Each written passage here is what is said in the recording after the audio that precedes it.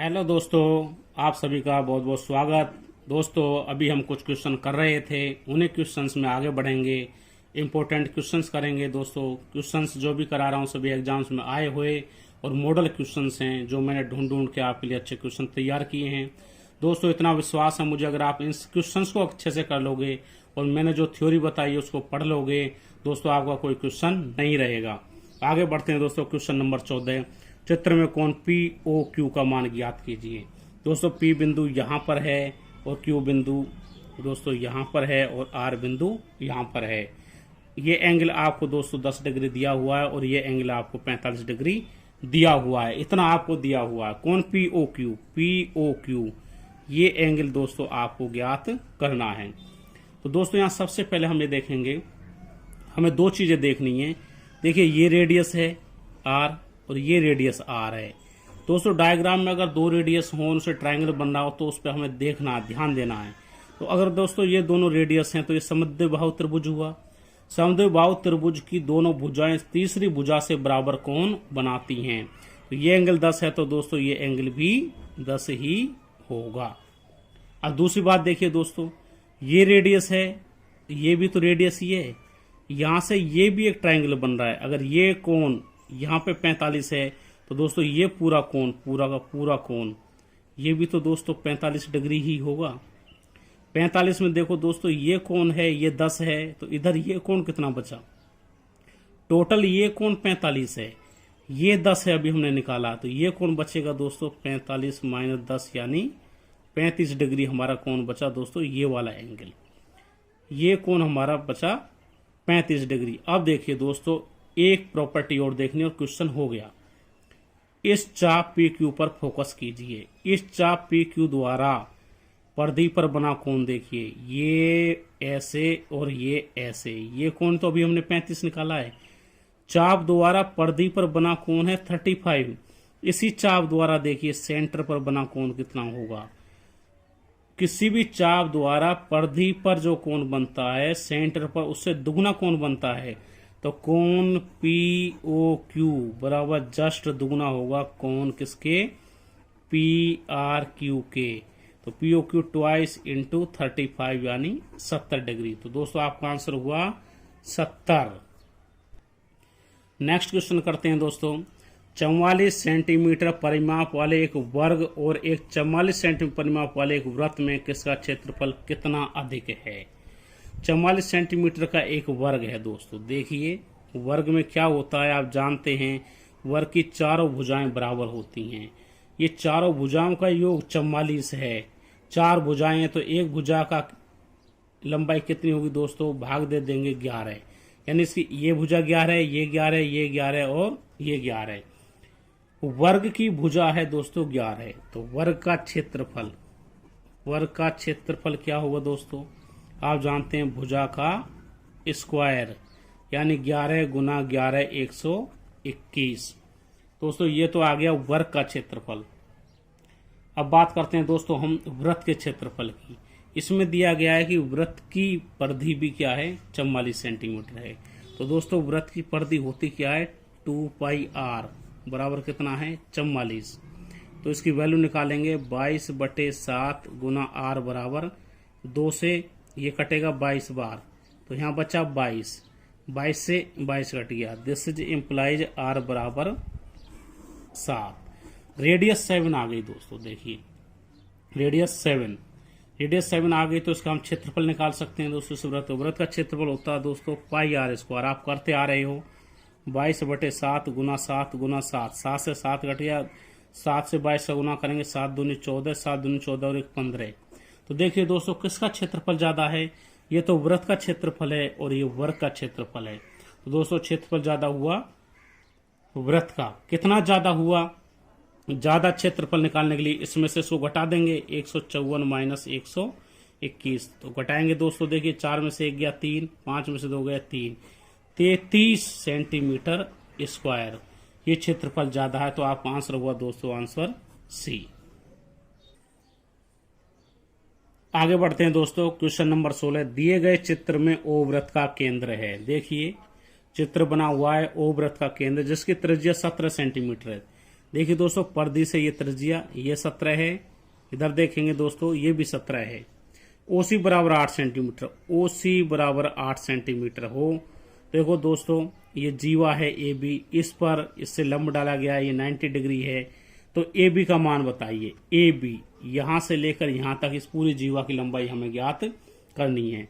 दोस्तों देखिए, ये समकोण त्रिभुज बन रहा है, ये कर्ण 17 है, इसका लंब 8 है, तो आधार क्या हो? अगर ये हमें पता चल जाए तो सेम ये इधर होगा।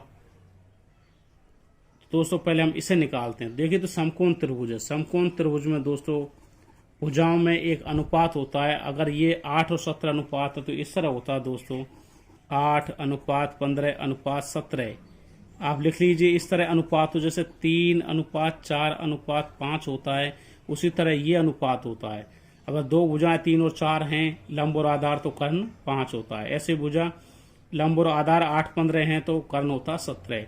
अब देखिए 17 यहाँ पर है, 8 यहाँ पर है, तो ये होगा 15। ये भुजा हुई दोस्तों 15, ऐसे ही ये भी होगी 15। तो टोटल ए बी बराबर क्या हुआ दोस्तों? 15 + 15 यानी 30। तो हमारा आंसर क्या हुआ दोस्तों? Answer is correct answer. Question number 17 पढ़ते हैं दोस्तों। देखिए क्वेश्चन नंबर 17, दिए गए चित्र में ओ वृत्त का केंद्र है। ये चित्र बना हुआ है, इसमें ये ओ वृत्त का केंद्र है। व्यास AC बराबर 26 सेंट, इसका व्यास 26 सेंटीमीटर है। तो दोस्तों व्यास के लिए देखिए, इसे हम यहां से मिलाते हैं। AC ये 26 सेंटीमीटर है, तो यानी कि यहां तक 13 सेंटीमीटर इसकी रेडियस हो गई, ये भी 13 सेंटीमीटर है।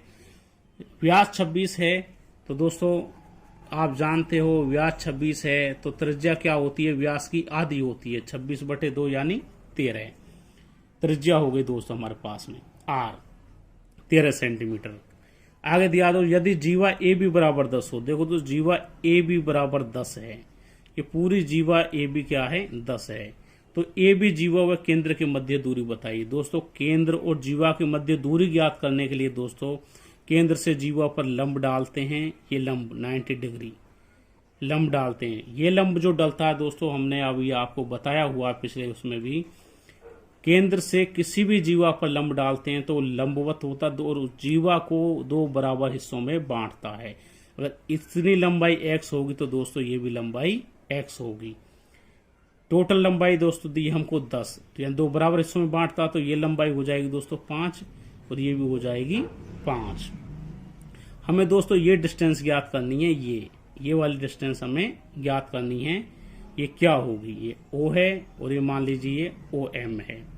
तो दोस्तों आप देखिए ये समकोण ट्रायंगल बन गया जैसा भी हमने किया था। इस पर फोकस करिए। इसमें 13 सेंटीमीटर इसका क्या है? कर्ण है और इसका 5 सेंटीमीटर आधार है। तो हमें लंब ज्ञात करना। तो दोस्तों आपको एक पाइथागोरस प्रमेय है, उससे आप इसे निकाल सकते हो। कैसे निकालोगे? 13 का स्क्वायर बराबर होता है 5 का स्क्वायर, और मान लो ये लेंथ x है, ये वाली लेंथ, यहाँ x हमने माना, चलो इसे y मान लो, आप कंफ्यूज होंगे, y का स्क्वायर।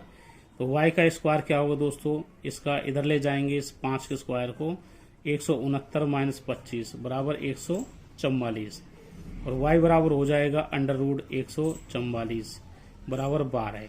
तो दोस्तों आपका आंसर हो जाएगा 12। लेकिन दोस्तों आप इस कैलकुलेशन को ना करें, ट्रिपलेट कुछ फिक्स है उनको याद रखें, जैसे 3 4 5 ये समकोण त्रिभुज में ये फिक्स होता है। ऐसे दोस्तों 5 12 और 13 भी फिक्स होता है, ये आप याद रखें। और उसे देखते ही आपको 13 और 5 पता है तो ऑटोमेटिक ये क्या होगी? 12। ये आपको तुरंत काम में लेना है। कॉम्पिटिशन में टाइम कम होता है, आपको जितना हो सके दोस्तों टाइम बचा के चलना है। 18 नंबर क्वेश्चन दोस्तों देखिए, बहुत ही अच्छा क्वेश्चन है। त्रिभुज आपको एक डायग्राम बना के दिया गया है। देखिए यदि AP बराबर 2 सेंटीमीटर, A से P ये 2 सेंटीमीटर है, B से P 6 सेंटीमीटर है, C से P 3 सेंटीमीटर है, तो DP ज्ञात कीजिए। DP यानी ये हमें ज्ञात करनी है। दोस्तों वैसे तो इसका सबसे डायरेक्ट तरीका है, वो मैं आपको बता देता हूँ, आप देखते ही आंसर टिक कर सकते हो। कैसे है? देखिए पहले एक पूरी भुजा को देखिए, इसके 2 टुकड़े हो रहे हैं। इसको देखिए AB गुना AP, A से P गुना पी बी बराबर होगा दोस्तों इस दूसरी भुजा के टुकड़े सी पी गुना पी डी, सी पी गुना पी डी। यहां से देखिए दोस्तों ए पी क्या है 2 गुना पी बी क्या है 6 बराबर सी पी क्या 3 गुना पी डी। तो 3 से ये 2 बार कट जाएगा। दिस इज इम्प्लाइज दोस्तों पी डी बराबर 2 दूनी 4। तो आपका आंसर आ जाएगा दोस्तों 4। लेकिन दोस्तों अभी आप सोच रहे होंगे कि फॉर्मूला कैसे आया। आप इसको डायरेक्ट याद रख सकते हैं, पर इसमें यह ध्यान रखना दोस्तों एक भुजा के टुकड़ों का गुना एक साथ होगा। जैसे ए पी गुना पी बी वो बराबर होगा दूसरी भुजा के दूसरे जो भी जीवा है उसका दोनों टुकड़ों का गुना। ये होता कैसे दोस्तों थोड़ा सा मैं आपको बता दूं, आप याद रख सकते हैं। देखिए दोस्तों थोड़ा सा इसमें काम करेंगे, ये होता क्यों है। देखिए इसको हमने यहां मिला दिया दोस्तों और इसको हमने यहां पे मिला दिया। ठीक है दोस्तों, अब यहां से आप इस पर फोकस कीजिए। ये जीवा है, आप जानते हो किसी भी चाप द्वारा, सॉरी जीवा नहीं चाप, किसी चाप द्वारा परिधि पर बने कोण बराबर होते हैं। दोस्तों इस चाप द्वारा देखो एक कोण तो इस चाप के कोण द्वारा ये बन रहा है। मान लीजिए अगर ये कोण हमारा एल्फा है और दूसरा देखिए इसी चाप द्वारा यहां से यहां ये कोण बन रहा है दोस्तों, ये भी कोण एल्फा होगा। ठीक है दोस्तों, अब आप इस चाप पर फोकस कीजिए। ये चाप देखिए, इस चाप द्वारा यहां से यहां तक परिधि पर बना कोण, मान लीजिए ये कोण वो एल्फा लिया हमने, ये थीटा ले लो। और इसी चाप द्वारा इधर बना कोण तो ये कोण भी थीटा ही होगा, क्योंकि एक चाप द्वारा परिधि पर आप कहीं भी कोण बना लीजिए वो बराबर होते हैं। दूसरा दोस्तों देखिए लाइनें क्रॉस कर रही हैं, आप जानते हो 2 रेखाएं अगर क्रॉस करती हैं तो आमने सामने के कोण बराबर होते हैं। ये कोण बराबर होंगे, ये बराबर होंगे। अब आप यहाँ पर देखिए दोस्तों ये कोण इसके बराबर, ये कोण थीटा तो ये कोण थीटा, ये कोण एल्फा है तो ये कोण भी एल्फा है। इन दोनों त्रिभुजों को देखिए, एक तो इस ट्रायंगल पर फोकस कीजिए और एक इस ट्रायंगल पर, तो दोनों ट्रायंगलों के तीनों कोण आपस में बराबर हैं। तो ये दोस्तों हुए समरूप त्रिभुज। समरूप त्रिभुज का मतलब ये दोस्तों सर्वांग सम नहीं है, ये ध्यान रखना, ये समरूप हैं। सर्वांग सम होते तो इनकी सब कुछ ही समान हो जाता, कोण भी भुजाएं भी, लेकिन नहीं, भुजाएं समान नहीं है। इसकी 6 है, इसकी 2 है। समरूप में क्या होता है, भुजाओं का जो अनुपात होता है ना वो बराबर होता है। अनुपात कैसे होता है देखो दोस्तों, यहाँ एल्फा के सामने वाली भुजा क्या है, देखिए एल्फा एंगल के सामने वाली भुजा क्या है पीडी, पीडी अपोन इसमें एल्फा के सामने वाली एल्फा एंगल ये है, इसके सामने वाली भुजा क्या है एपी, एपी बराबर होगा दोस्तों देखिए यहाँ थीटा के सामने वाली भुजा क्या है पीबी। और इधर देखिए दोस्तों पीबी, पीबी पीबी हो गई इसके सामने वाली भुजा थीटा के, इस थीटा के सामने वाली भुजा क्या है दोस्तों देखिए थीटा में सीपी। ये हमारे पास एक रिलेशन आ गया दोस्तों। अब इसको करिए गुना, ये देखिए एपी, एपी गुना पीबी बराबर यहां से देखिए सीपी गुना पीडी। देखिए वो रिलेशन आया कि नहीं जो भी मैंने बताया, एपी गुना पीबी और सीपी गुना पीडी। दोस्तों इस तरह से आपको इस रिलेशन को डायरेक्ट ही काम में लेना है। दोस्तों बहुत अच्छा क्वेश्चन था, अच्छे से पढ़िए। आगे नेक्स्ट क्वेश्चन करते हैं दोस्तों। नेक्स्ट आगे बढ़ते हैं, क्वेश्चन नंबर 19। 14 सेंटीमीटर त्रिज्या वाले वृत्त की जीवा 14 सेंटीमीटर त्रिज्या है। ये डायग्राम में देखिए, यानी ये त्रिज्या कितनी है दोस्तों 14 है, तो ये भी कितनी होगी, ये भी त्रिज्या है, ये भी 14 है। 14 सेंटीमीटर त्रिज्या वाले वृत्त की जीवा केंद्र पर समकोण बनाती है। केंद्र पर क्या बनाया इन्होंने, समकोण। तदनुसार उसके छोटे वृत्तखंड का क्षेत्रफल ज्ञात कीजिए। छोटे वृत्तखंड का दोस्तों इसको मिला देंगे, देखिए मिलाया हमने, तो इसके बाद छोटा वृत्तखंड है दोस्तों ये इधर रह गया छोटा वृत्तखंड और बड़ा रह गया ऊपर। इसका हमें क्षेत्रफल ज्ञात करना है। क्षेत्रफल ज्ञात करने के लिए दोस्तों क्या करेंगे, देखिए पहले त्रिज्य खंड बन गया पूरा, देखिए इसने वृत्त को एक खंड में डिवाइड किया। ये त्रिज्य खंड में यहां से लेकर यहां से पूरा क्षेत्रफल ये हम ज्ञात करेंगे। इसके बाद में इस त्रिभुज का क्षेत्रफल ज्ञात करके घटा देंगे तो ये रह जाएगा। तो सबसे पहले दोस्तों त्रिज्य खंड की बात करते हैं। त्रिज्य खंड कौन सा है, ओ ए बी, यहाँ मान लीजिए पॉइंट सी और रख लेते हैं, ओ ए सी बी। त्रिज्य खंड ओ ए सी बी का क्षेत्रफल कैसे होता है दोस्तों, जितना एंगल बना रहा है ये, इस बिंदु पर टोटल एंगल 360 होता है, लेकिन ये त्रिज्य खंड कितना ले रहा है 90 डिग्री। 90 डिग्री अपॉन 360, 360 में से 90 डिग्री ये कवर कर रहा है, गुना पाई आर स्क्वायर। तो दोस्तों 1/4 90 में भाग देंगे, पाई का 22/7 गुना आर। आर कितना है 14 गुना 14। 7 से ये 2 बार कटेगा दोस्तों, इस 2 को ये 2 बार कटेगा, और इस 2 से दोस्तों ये 7 बार कटेगा। तो आपका आ जाएगा 22 गुना 7, 7 दूनी 14, 7 दूनी 14 और 15, ये आ गया दोस्तों आपका सेंटीमीटर स्क्वायर। देखिए दोस्तों ये पूरे त्रिज्य खंड का क्षेत्रफल है, यानी कि यहां से लेकर पूरा, और हमें केवल इतना चाहिए दोस्तों। इसमें से ये ट्रायंगल वाला क्षेत्रफल हम घटा देंगे। त्रिभुज, यहाँ पे देखिए थोड़ा सा, त्रिभुज OAB का क्षेत्रफल आप देख पा रहे हैं दोस्तों, ये एंगल 90 डिग्री है, तो ये समकोण त्रिभुज बन रहा है। समकोण त्रिभुज का क्षेत्रफल होता है दोस्तों 1/2 आधार गुना ऊंचाई। ये आपको लिखाया गया है, अगर आपको याद नहीं हो आप हमारे पुराने वीडियो देख सकते हो, उसमें त्रिभुज के मैंने सारे नियम बताए हैं, प्रॉपर्टी बताई है, उनसे जुड़े हुए क्वेश्चंस भी आपको कराए हैं।